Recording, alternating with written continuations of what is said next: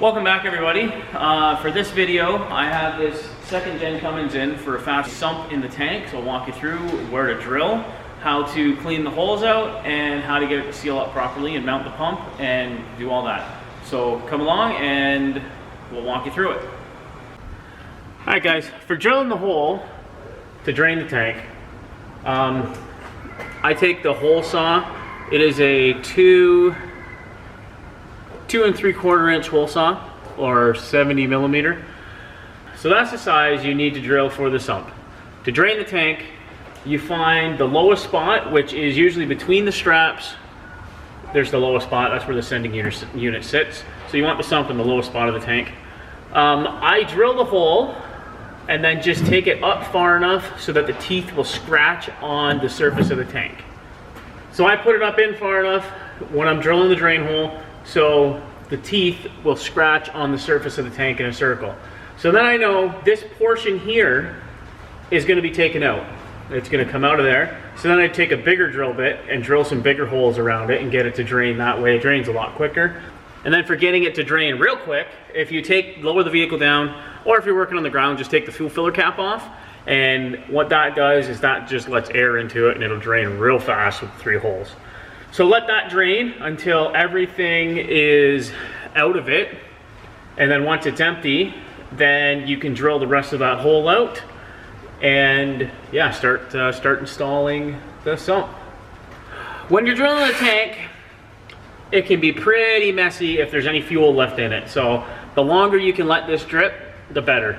Because what happens is the fuel goes down into here and then just gets flung out everywhere.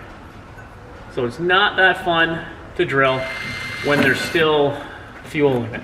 So let's get this drilled and we can line our sump up to where it needs to go. So there we go, that's all drilled. We got our plug here from the bottom of the tank. And now you have to make sure you get all the shavings out. So you can actually take your fingers, reach up inside the tank, feel for anything that you can get out of there. So little shavings and whatnot, and get all of those out. If you're not like, yeah, there's probably a little bit of fuel left in it too. If you're not going like super fast with the drill, the shavings won't fling out to the sides inside the tank. So you don't need to drill it out super fast, just go at a nice pace. And then you gotta deburr all this as well to get all the edges and lips and everything off. So I'll do that and then I'll bring you on back to place the sump in place. So the Fass is gonna be mounted over here because that's where it mounts, is in the bed bolt up there. So the inlet or the hole in the sump needs to kind of face towards the Fass. So I've already got one screw temporarily in to hold it, just so I don't have to hold it and show everybody what to do. So to loosely mount it, you take your screw. These are 1/4 inch.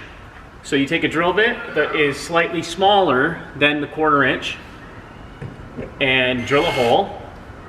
Put the screw up in, so you have one here, and then go right on the opposite side of that screw and drill another hole. So we have that hole.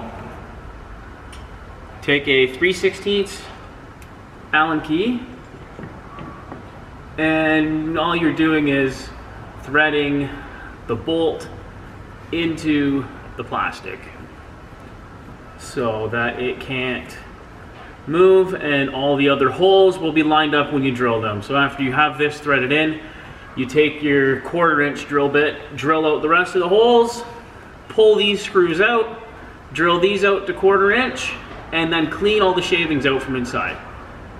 And then the sump is ready to put the ring inside.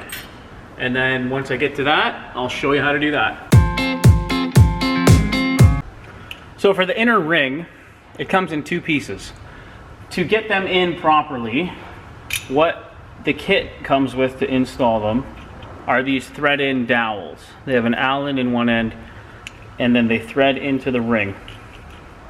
So for these, what you want to do is put it up in, get one hole lined up, and then you swing it around Being careful that you don't get the fuel level sensor or anything like that underneath of it, or else your fuel gauge is going to be way off. So once you have that in, and you don't have anything underneath of it, you want to just kind of walk it down through the holes.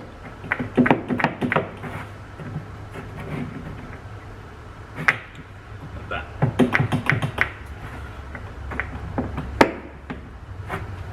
Right like that. Now these ones are in. And then the other ring, you just take it and do the same thing. So the bulkhead has two big rubber washers. There's an inner one and an outer one. You're not supposed to need any silicone or anything like that on these washers, but I like to put just a little skim on it, and not a lot, because then you're gonna get big gobs of silicone up in the tank. But just a little skim on the washers before I put it in. So there, we got a little bit of silicone on those O-rings. Now, we gotta remember where this hole is gonna go. You want it facing where the Fass is gonna be mounted. There. Now that should just kind of stay in place like that. So then you wanna take your bolts that fasten it in. They have a the bolts that hold it in have a nylon washer that you put on the end of it, and you're also supposed to put a little thread sealer on here, which is, it says just use silicone. So put a very small amount of silicone on there, or else you're going to get a whole bunch up in the tank.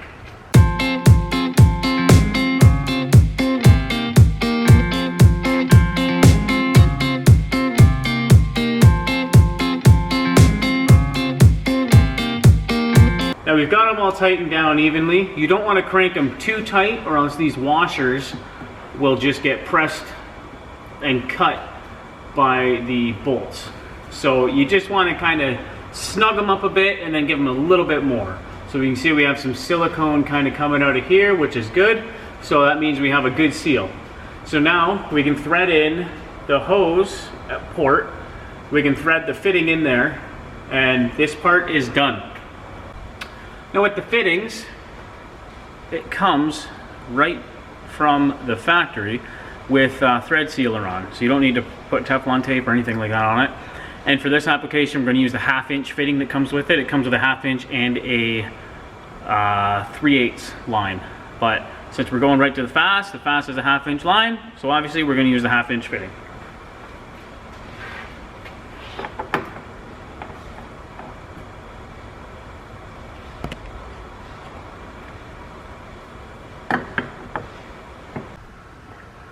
So there we go. We got the sump all installed.